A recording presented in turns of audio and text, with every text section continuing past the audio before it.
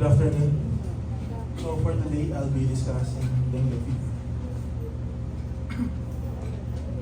So dengue is the one of the fastest spreading vector-borne disease.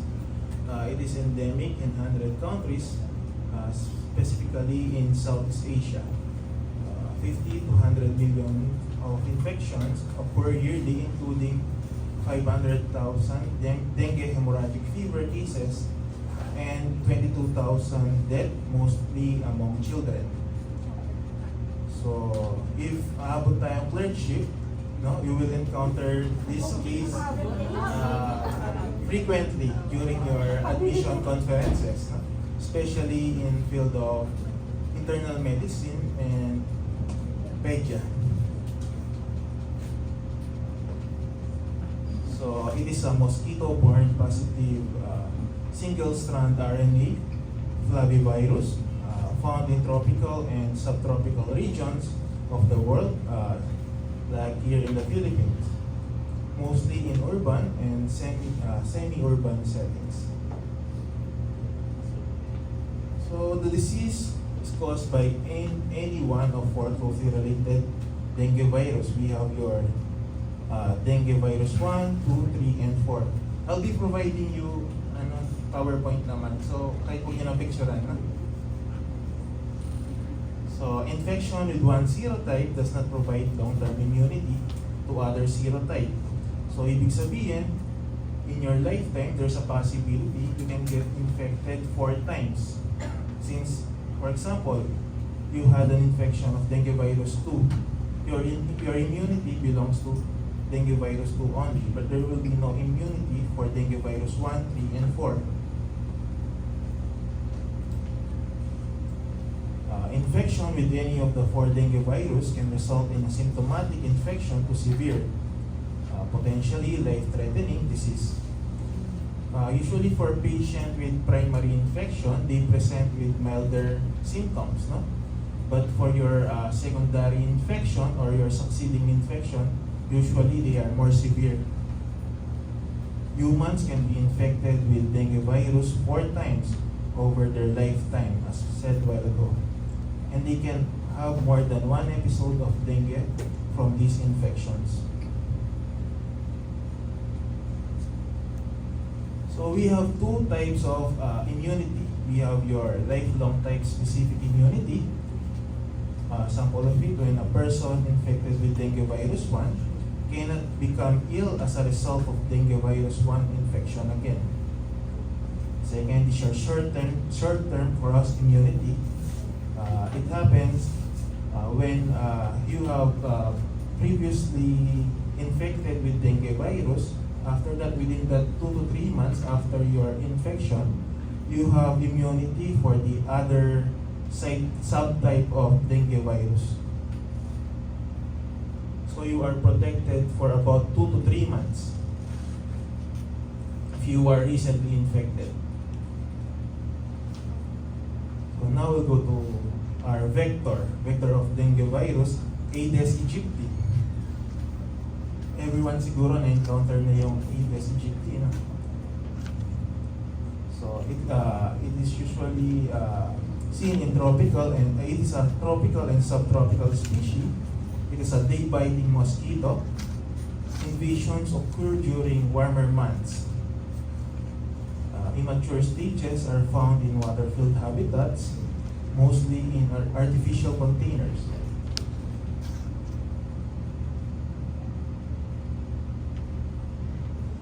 So their natural location and the artificial container with water-containing organic material is their natural habitat. They can stand colder climates. Eggs are protected from desiccation. Aquatic cycle lasts to 7 to 8 days. They have a lifespan of 3 weeks. Medical importance, they are the primary vector for dengue fever, chikungunya, and yellow fever. So for Aedes aegypti, remember DLSU, they are daytime biters, low flying, seen in stagnant water and urban area. So for the transmission of dengue, it's very simple. An uninfected Aedes aegypti mosquito will bite or feed from infected human. That mosquito will be infected and can transmit it through uninfected people.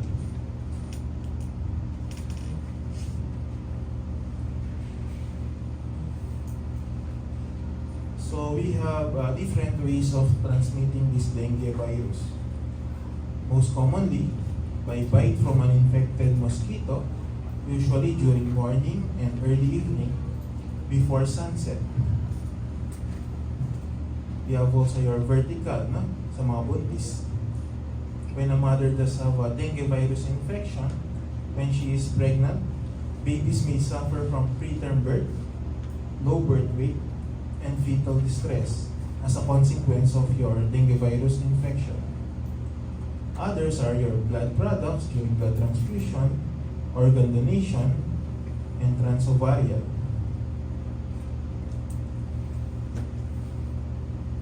Now we'll go to the clinical signs and symptoms of dengue fever. Usually, they present with sudden onset of high fever, which may last from 2 to 7 days. Joint and muscle pain and pain behind the eyes. Weakness, skin rashes. Those are the most common ones. Now, this nose bleeding, abdominal pain, vomiting of coffee-colored matter, dark-colored stools, difficulty of breathing are usually seen for patients with dengue with warning signs and severe dengue.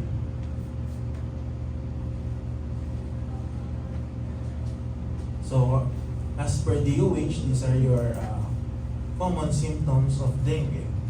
We have your fever, vomiting, muscle and joint pain, diarrhea, skin rash, headache, and bleeding of nose and gums.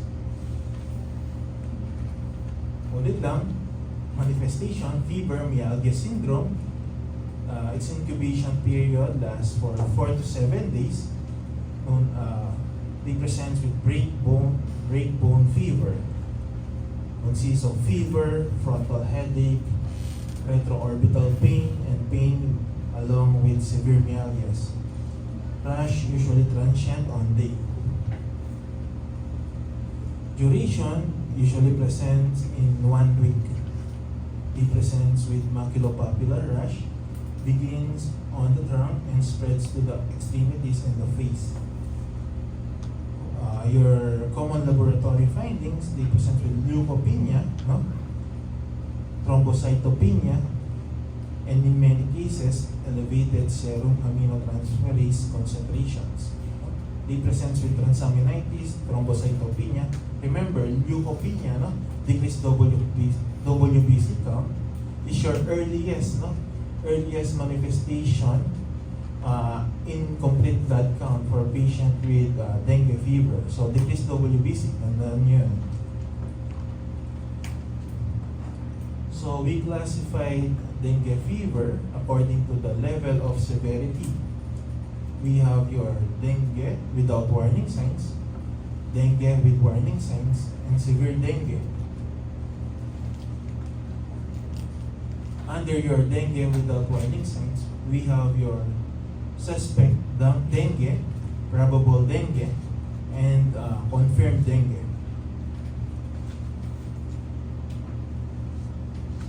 For suspect dengue, we usually present with acute febrile illness of 1 to 7 days duration, plus 2 of the following: headache, body malaise, retroorbital pain, myalgia, arthralgia, anorexia, nausea, vomiting, diarrhea, flash skin, and rash. For your probable dengue, a suspect dengue case plus laboratory test of dengue NS1 antigen test and at least CBC of with leukopenia with or without thrombocytopenia or dengue IgM antibody test.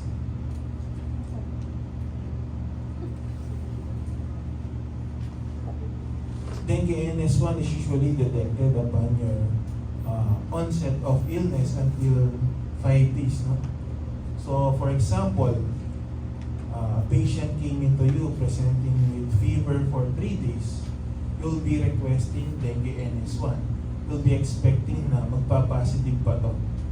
Because your dengue NS1 usually decrease after 5 days. Usually wala na siya after 5 days. After 5 days, usually we encounter elevation of your IgM antibody. So pawala yung NS1, yung antigen, pawala yung antigen. On 5th day, nade-develop yung IgM or your antibodies. So if tinanong kayo, on 3rd day or 5th day ganyan, sasagot yung NS1. For your confirmed dengue, a suspect or probable dengue case with positive result of viral culture or PCR and nucleic acid amplification test, loop-mediated amplification assay, or plaque reduction neutralization test.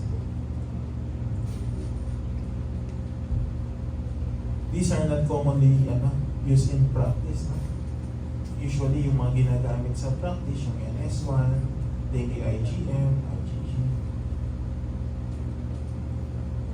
Dengue with warning signs, a previously well person with acute febrile illness of 1 to 7 days, plus any of the following: abdominal pain or tenderness, persistent vomiting, clinical signs of fluid accumulation such as ascites, mucosal bleeding, lethargy or restlessness, liver enlargement, increase in hematocrit, and or decreasing platelet count.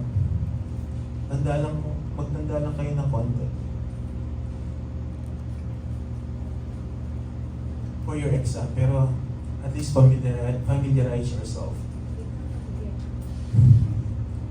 For your severe dengue, usually there's a severe plasma leakage leading to shock, fluid accumulation with respiratory distress, severe bleeding as evaluated by clinician, severe organ impairment, transaminitis more than 1,000, central nervous system involvement. They usually presents with seizure, impaired consciousness. For heart and other organs, for heart, myocarditis, for kidneys, renal failure.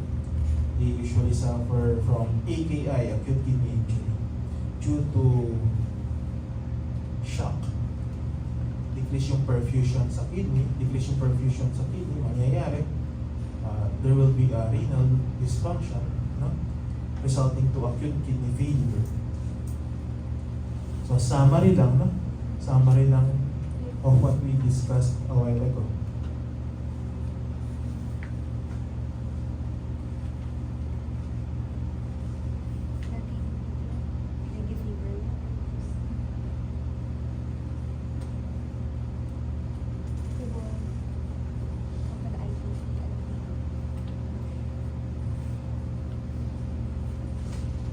Now, we'll go to the course of dengue illness. We have your febrile phase, critical phase, and recovery phase. Your febrile phase may last 2 to 7 days.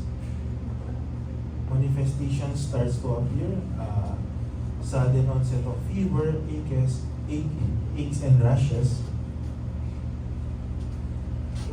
Usually, positive tourniquet test increase probability of dengue. It presents with mild hemorrhagic manifestation, PK, and mucosal bleeding. Sometimes for menstruating women, presents with massive vaginal bleeding. We will notice decreasing WBC count, the earliest abnormality in the CBC. Significant viremia during the early febrile phase. We usually watch out for dehydration and urologic disturbance. Now we'll go to our critical phase. Starts on day 3 to 7 of illness. Usually the effervescence occurs, drop in temperature to 37.5 to 38 degrees Celsius or less. At this time, patients may either improve or deteriorate. For improved patient, they are those belongs to dengue without warning signs, and those who deteriorate belongs to dengue with warning signs. Warning signs occur due to inflammation and capillary fragility, which marks the beginning of the critical phase. So, period of clinically significant plasma leakage belongs to your critical phase, usually lasts from 24 to 48 hours. They present with increased hematocrit, degree of increased reflects the severity of plasma leakage, progressive leukopenia, and rapid decrease in platelet count. At this point in time, your antibodies start to develop.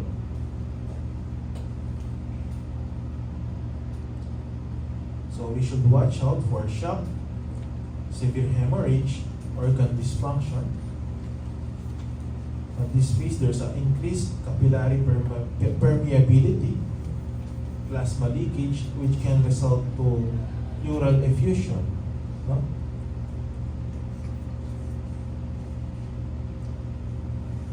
If no bleeding on CBC, they will present with elevated hematocrit. There will be a your blood will be hemoconcentrated. At this phase, some of the patients suffer of hypotension due to your plasma leakage. No? Treatment usually for hypotensive patient, usually initially hydrate natin, we hydrate them. If makukuha sa hydration yung blood pressure, we just continue hydrating. But if hindi makukuha sa hydration, we usually start on vasopressors such as your norepinephrine, dobutamine, dopamine, your vasopressors. Now, next is your recovery phase. It is your next 2 to 3 days after your critical phase. There will be a gradual reabsorption of extravasated fluid via lymphatics, improvement in well-being, and hemodynamic status. At this phase, hematocrit stabilizes or may be lower due to dilutional effect. WBC counts start to rise after the effervescence, but recovery of platelet count is later than that of WBC. So we should watch out for hypervolemia if there's excessive IV fluids, if excessive fluids were given. So summary of your phases for your febrile phase, they present with dehydration, high fever may cause neurologic disturbance and febrile seizures in young children. Critical phase presents with shock from plasma leakage, severe hemorrhage, or organ impairment. Recovery phase, hypovolemia only if there's a intravenous fluid therapy, excessive fluid intravenous therapy.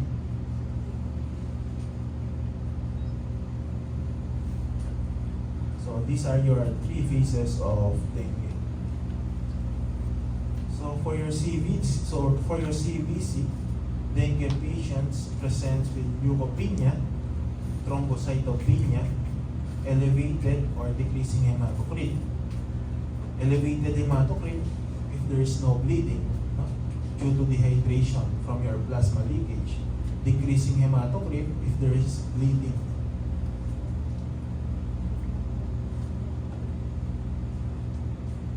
So as mentioned a while ago, dengue NS1 antigen test is your best use during the first 5 days of illness at febrile phase. Usually at this phase, there's increased antigen in this in the plasma. For dengue IgM and IgG are usually used after 5 days. Dengue antigen disappears after 5 days, coincides with the appearance of your antibodies.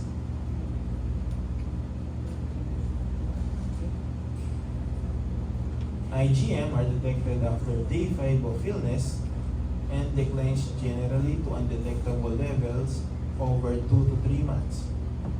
IgG detects past dengue infection, but generally detectable at low titers at the end of the first week of illness. So tourniquet test considered positive if there's more than 20 Petri per square inch. It is the least sensitive of all tests.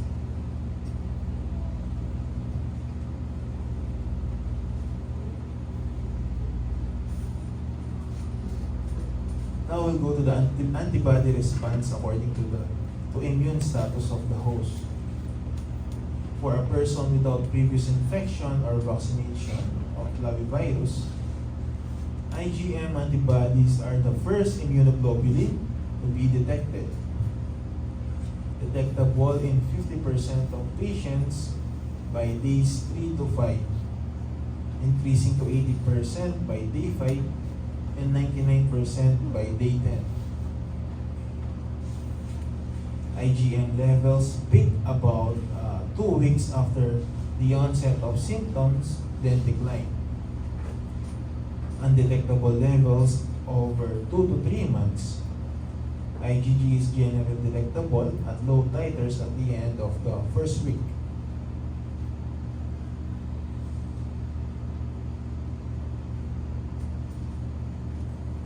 For patients with previous infection or vaccination of flavivirus, antibody titers rise rapidly and react broadly.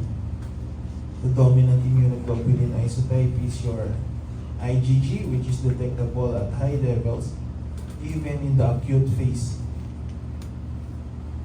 Persists for periods lasting from 10 months to life.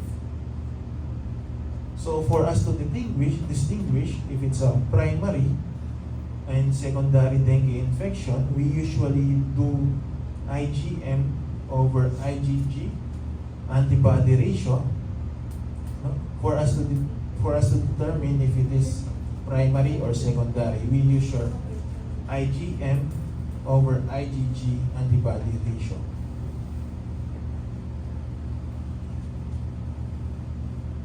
Before day 5, during febrile period, it is usually diagnosed by virus isolation in cell culture by detection of viral RNA by nucleic acid amplification test or detection of viral antigens by ELISA or rapid test.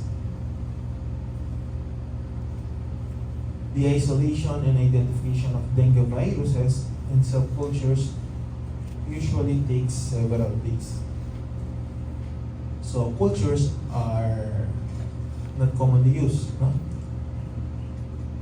Siguro once your cultures are done, nasa critical or recovery phase na tayo at that point in time. After day 5 of illness, dengue viruses and antigens disappear, specific antibodies appear. So for patients suffering from dengue fever, we have 3 types. We group them in Group A, those patients that can be sent home. Group B, those should be referred for in-hospital management. And Group C, those who require emergency treatment and urgent referral. So for patients under Group A, these patients can tolerate adequate volumes of oral fluids, can pass urine every 6 hours, do not have any of the warning signs, and have stable hematocrit. For Group B patients have warning signs, without warning signs, but with coexisting conditions that may make dengue or its management more complicated.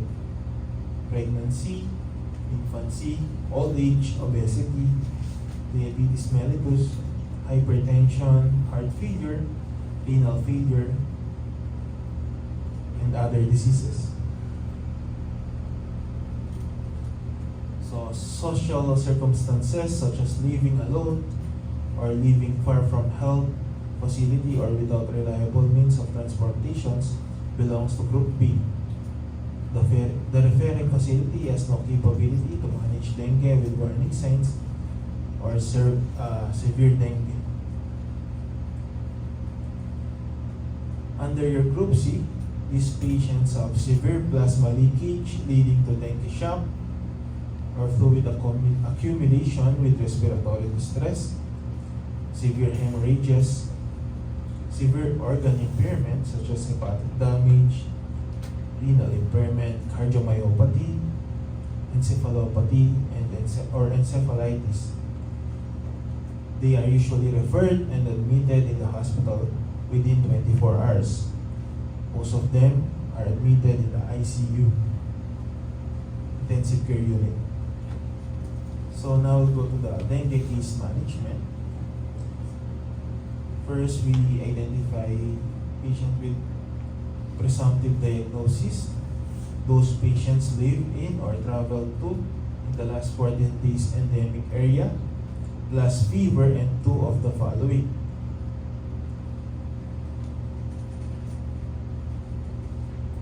Once with presumptive diagnosis, we identify these warning signs.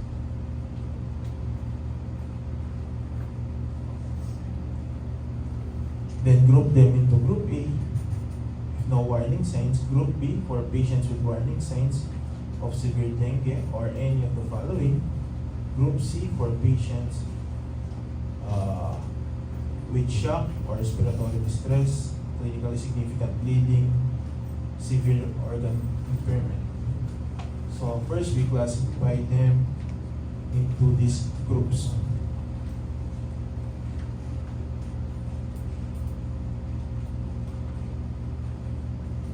So for dengue management, do's and don'ts, we don't use corticosteroids routinely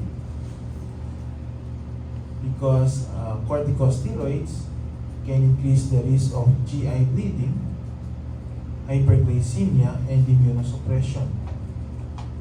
Don't give prophylactic platelet transfusion or for a low platelet count. Platelet transfusion do not decrease the risk of severe bleeding and may instead lead to fluid overload and prolonged hospitalization. But recently, there are some studies that says for patients with high risk of bleeding, we can transfuse platelet at a level of less than 20,000. And for without risk, no, yung mga hindi naman high risk, we usually transfuse if your platelet goes down to less than 10,000. Sa mga recent studies, no? Don't give half normal saline since it leaks into third spaces and may worsen ascites and pleural or pericardial effusion. Usual ano natin na ginagamit in practice, usually your plain NSS and your plain LRS in hydrating these patients. Don't assume that IV fluids are necessary. First, check if the patient can take fluids already. Use only the minimum amount of IV fluid to keep the patient well perfused. Decrease IV fluid rate as hemodynamic status improves or urine output increases. So for our do's, do tell outpatient when to return. Do recognize the critical phase. Do closely monitor fluid intake and output, vital signs and hematocrit level. Do recognize and treat early shock. In treating shock, we should delay. Kasi if we delay treating patients in shock, they might suffer organ failure, no? Since there will be a decreased perfusion on their organs. Do administer colloids such as albumin for refractory shock. Patients who do not respond to 2 to 3 boluses of isotonic saline should be given colloids instead of morcillin. Colloids are plasma expander which helps hypotensive patient and patients in shock. Do give pump RBCs or whole blood for clinically significant bleeding. If hematocrit is dropping with unstable vital signs or significant bleeding is apparent, immediately transfuse blood. For example, nag-request kayo ng CBC. Nakita nyo sa CBC hemoglobin 120. Pero nakikita nyo yung patients is profusely bleeding, no? Don't wait for the repeat CBC, no? Transfuse immediately.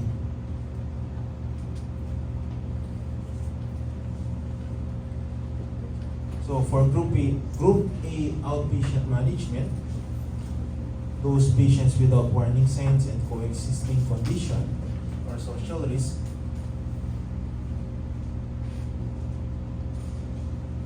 we usually order and review complete blood cell counts.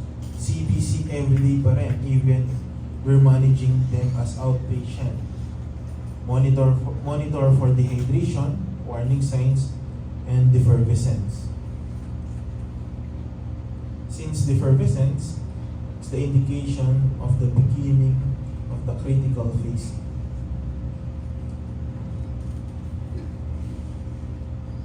Advise patient or their family to do the following: control the fever by using paracetamol, prevent dehydration, prevent spread of dengue within your house. Fever usually lasts 2 to 7 days, and warning signs commonly appear as the fever starts to decline.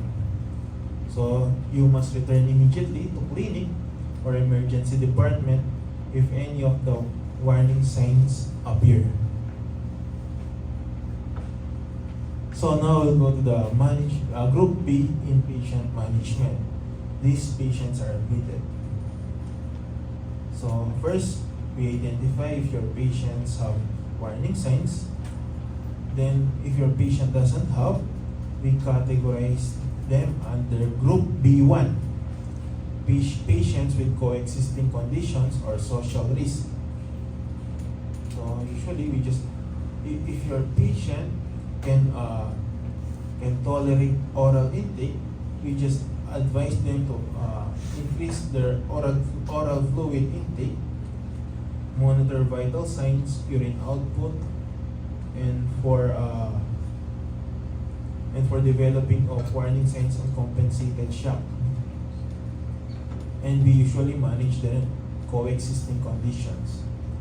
So for patients that cannot tolerate oral fluid intake, we usually put them on IV. We usually administer IV crystalloid solution at 2 to 4 ml per kilogram per hour. And still encourage oral fluid intake. We usually stop IV crystalloid solution once oral fluid are tolerated. Once your patient develop warning signs, we group them under B2. B2 are your dengue patients with warning signs. For B2 patient, all of them must obtain an IV access and CBC monitoring daily, monitor vital signs, intake and output, watch for signs of compensated shock. For B2, initially we administer IV crystalloid solution at 10 ml per kilogram in 1 hour and reevaluate.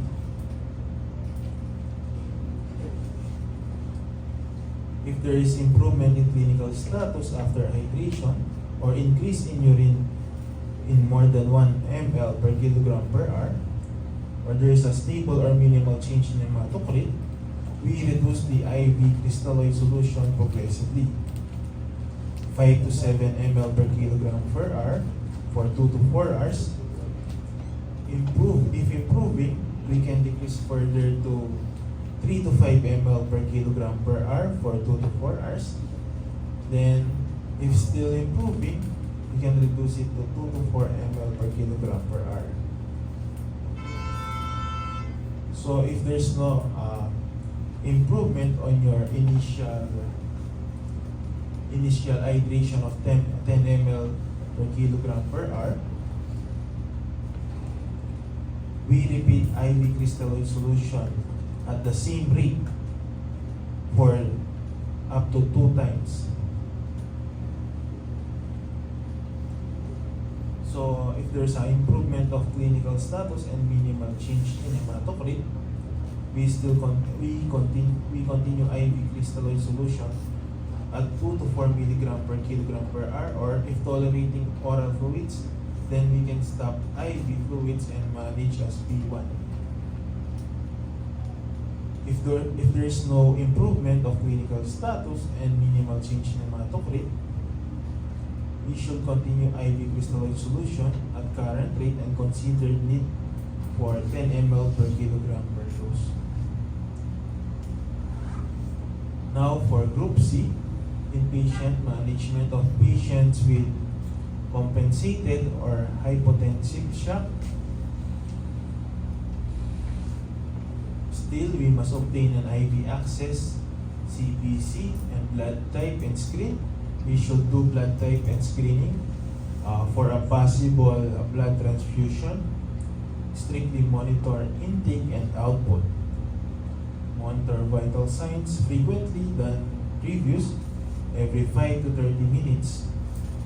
We usually administer first dose of IV crystalloid solution at 20 ml per kilogram in 15 to 30 minutes and reevaluate.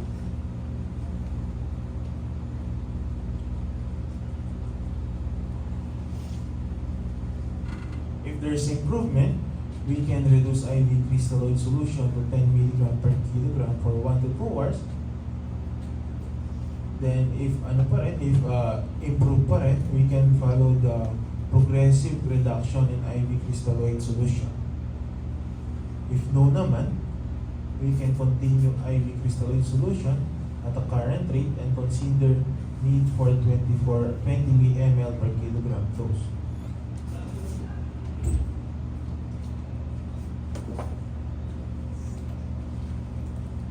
So if there's no improvement after 20 ml per kilogram per hour, we should administer up to 2 additional doses of IV crystalloid solution at 20 ml per kilogram in 15 to 30 minutes. If still no improvement, if hematocrit is elevated relative to baseline, consider administering up to 2 doses of IV colloid solution. Consider hemorrhage if there is a rapid decrease in hematocrit and persistent shock. These colloid are your plasma expander, which can help patients in shock, especially for those losing blood. So for the treatment for patients with persistent shock, we manage them in an intensive care unit. We usually consider the use of vasopressors to maintain mean arterial pressure of more than 60 to 70 millimercury and assess heart function. Before using these vasopressors, we must hydrate your patient first, no? Kung wala namang fluid na nagfo-float inside your blood vessels, wala rin silbi yung vasopressors nyo. Evaluate other cause of shock, including coexisting conditions or co-infections. Assess for acidosis and occult bleeding. If additional IV fluid boluses are needed within 24 hours, the dose will depend on the clinical response. Treatment with steroids or immunoglobulin is not routinely recommended. So ano lang, no? For hydrating patient, we must consider the condition of your patient. For example, for a patient with heart failure, we can't hydrate them the same other people, no? Other people. Kasi they may suffer from pulmonary congestion or fluid overload. If too much fluids is given, baka ma-intubate pa. Same with your renal failure, no? Since they have no way of excreting fluid, especially for patient with under CKD5 or those wala nang urine output talaga. The way of decreasing fluid is through hemodialysis lang.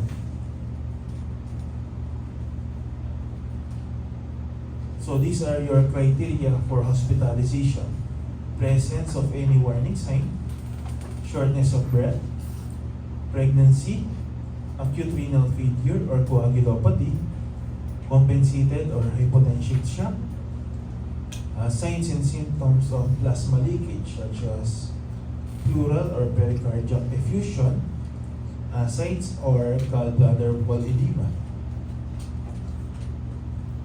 severe hemorrhage or spontaneous bleeding, organ dysfunction such as transaminitis, hepatitis, hepatomegaly, altered mental status, myocarditis, co-infection requiring inpatient management, coexisting condition or social risk.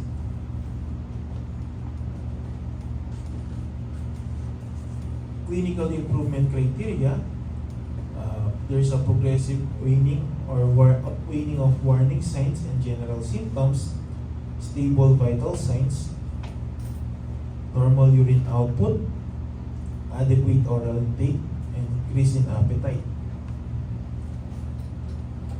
Now we'll go to your discharge criteria for groups B1, B2, and C. For your clinical criteria: absence of fever for 48 hours without administering antipyretics, improve appetite, vital signs within normal range, urine output of 0.5 to 1.5 ml per kilogram per hour, normal work of breathing, no evidence of bleeding. For your laboratory criteria: increasing trend in platelet counts, stable hematocrit without administration of intravenous fluids. Usually, once your platelet increase, tuloy-tuloy na yan.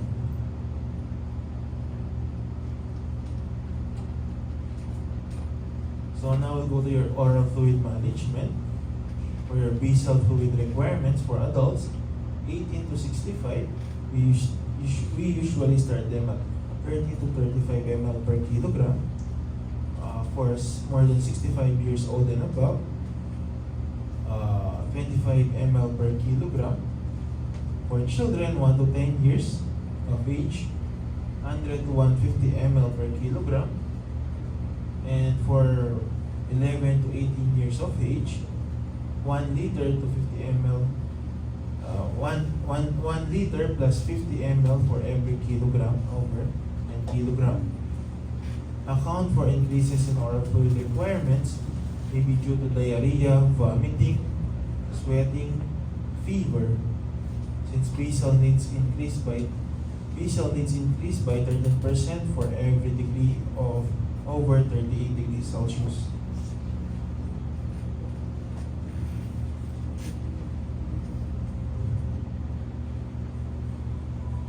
So for our choice of initial intravenous fluid, we have your crystalloids, commonly used.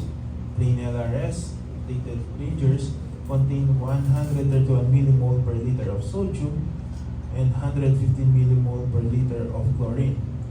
It should be avoided for patients with severe hyponatremia. Plain NSS or 0.9% normal saline. Large volumes can exacerbate acidosis since it contains contains elevated sodium and chlorine levels, specifically 154 millimole each. Avoid when chlorine level exceeds 105 millimole per liter. So for our colloids, we usually use it with up to 2 doses. Is recommended only in refractory shock after crystalloid solution have been administered. Dependent on local availability, dextrans can exacerbate hemorrhage. Dextrans are your synthetic colloids.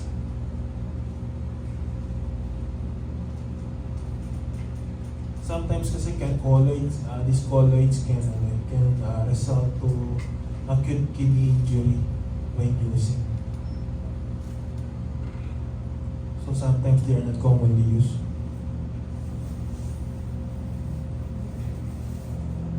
Maintenance fluid rates, we use ideal body weight in patients who are overweight, 4 ml per kilogram per hour for first 10 kilogram of ideal body weight, and 2 ml per kilogram per hour for the next 10 kilogram of ideal body weight, and 1 ml kilogram per hour for every additional kilogram of ideal body weight.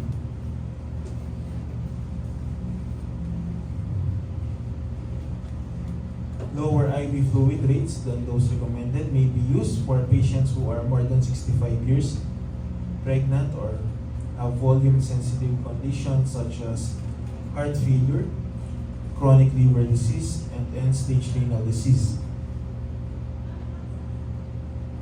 Treatment of hemorrhagic shock, 5 to 10 ml per kilogram packed red blood cells, 10 to 20 ml per kilogram of whole blood. Transfusion of platelets or fresh frozen plasma is not recommended. It depends, those are only guidelines. If your patient need extra blood, we must transfuse pa rin kahit sobra na sa limit.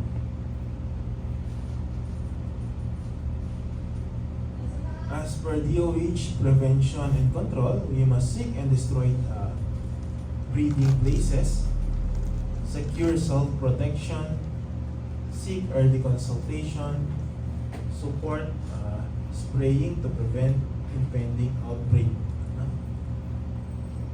DOH prevention and control program. So now we'll go to dengue vaccine. Usually they are the dengue tetravalent vaccine, live vaccine, indicated for patient 9 to 16 years old.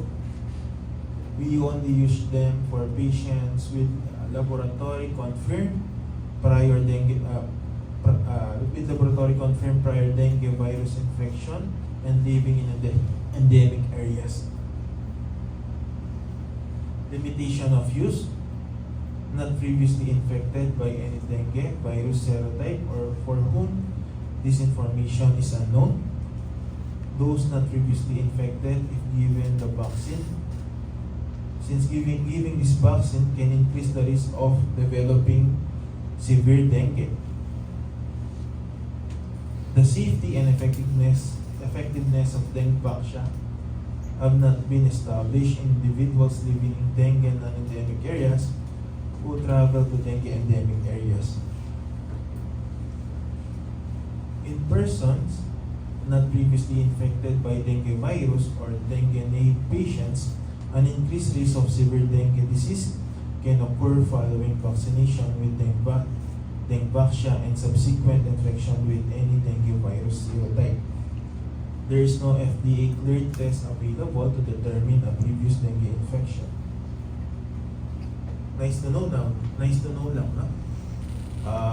For malnourished patient, malnutrition is can protect them from developing severe dengue. Then patients who are less than 12 years old and female or with previous infection are prone to develop severe dengue. Okay.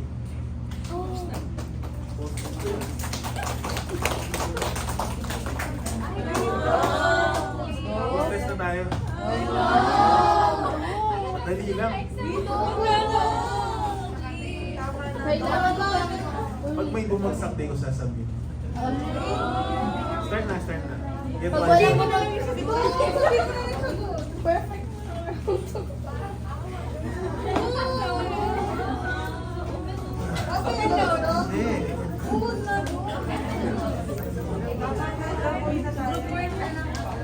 Hindi.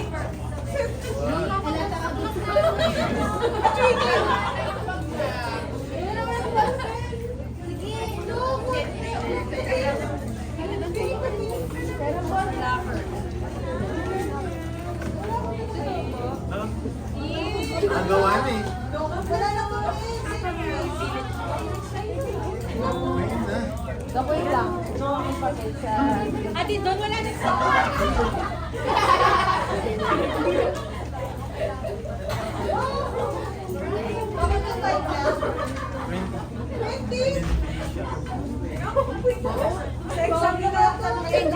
Identification na eh. Jana. Jana ang sagot. Attendance lang daw yan, guys. Jana.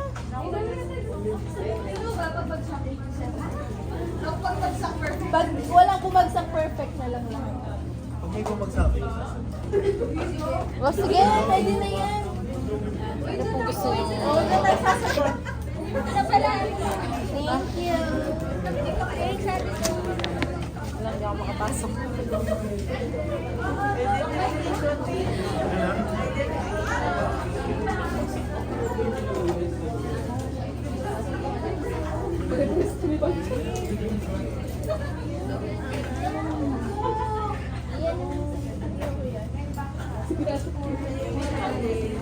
Ate, ikita mo ang imbog sa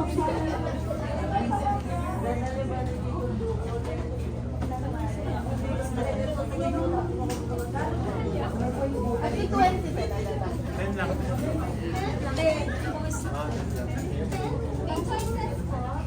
Pwede tumingin sa katabi. Hindi. Ayaw lang mga mafia. Choices na lang daw. Choices. Viper.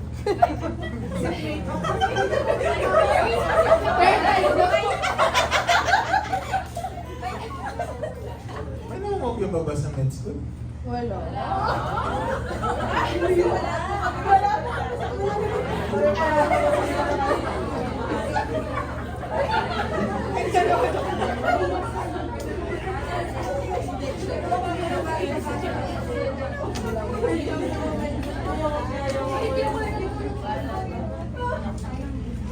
Start na ba natin? Basta mo na kayo. Hindi ka ba naawa sa amin? Tignan mo kami doon. Tignan mo kami. Tignan mo ang central. Tignan mo ang bagsak. Talungkot lang. Bakit ito?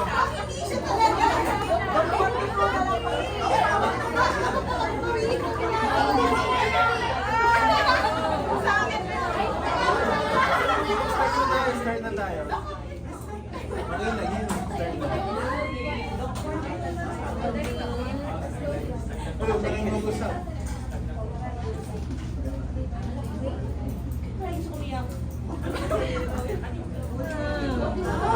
It's a prank.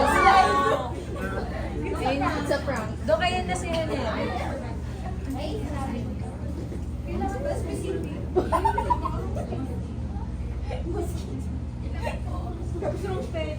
Pwede ba? Obvious naman kayong... Yan na daw yan. 10 points. Ano kayo magkopyahan? Sinabi ko po yung kanina. Paano ka marunong ang spelling niya?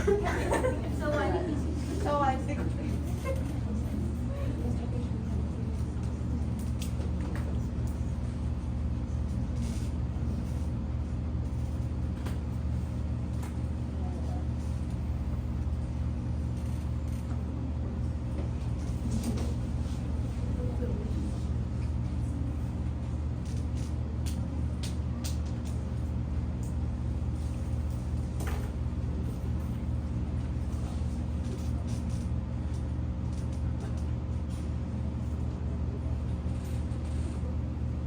na.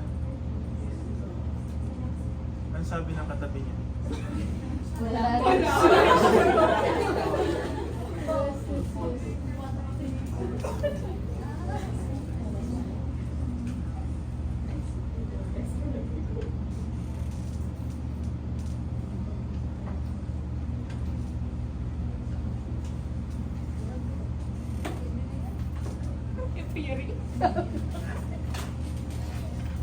Pass na po, pass.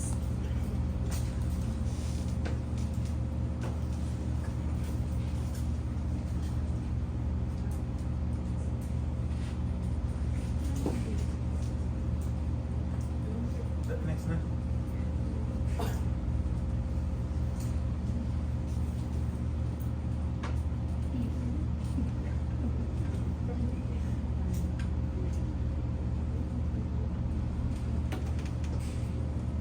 Next na.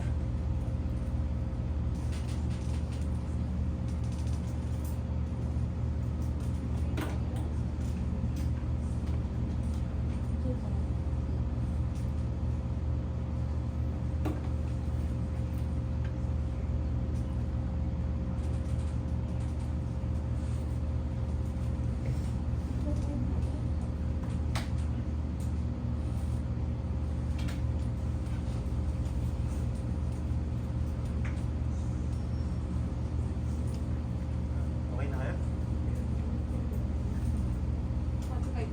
Oh, 1 to 5 na lang. Sa exam na yung iba. Ay, pati yung ina na kasi. Para di na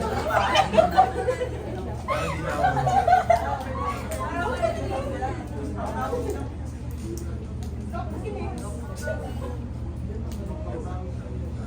Ano na tayo? Exchange paper na.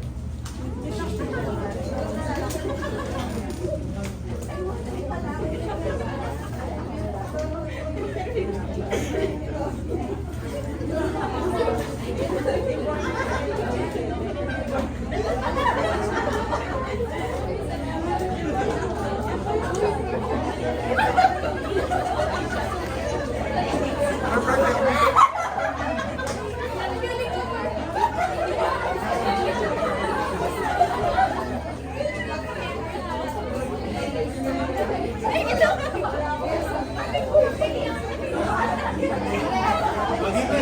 For number 1, ano yung sagot?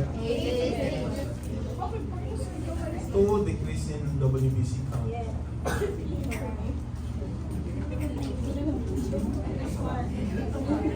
And this one, antigen test. I'll give one warning sign.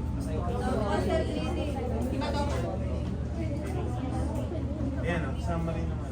For 3 and, for 4 and 5. Nagaling ba ito?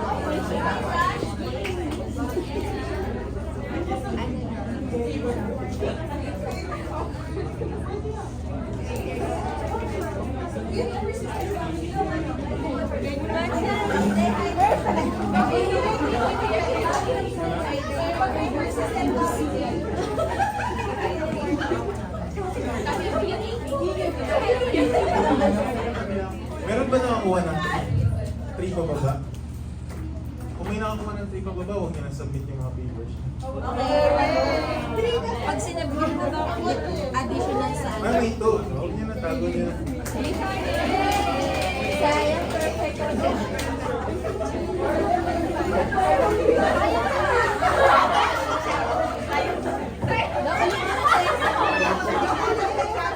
Pang grade 1 lang yan.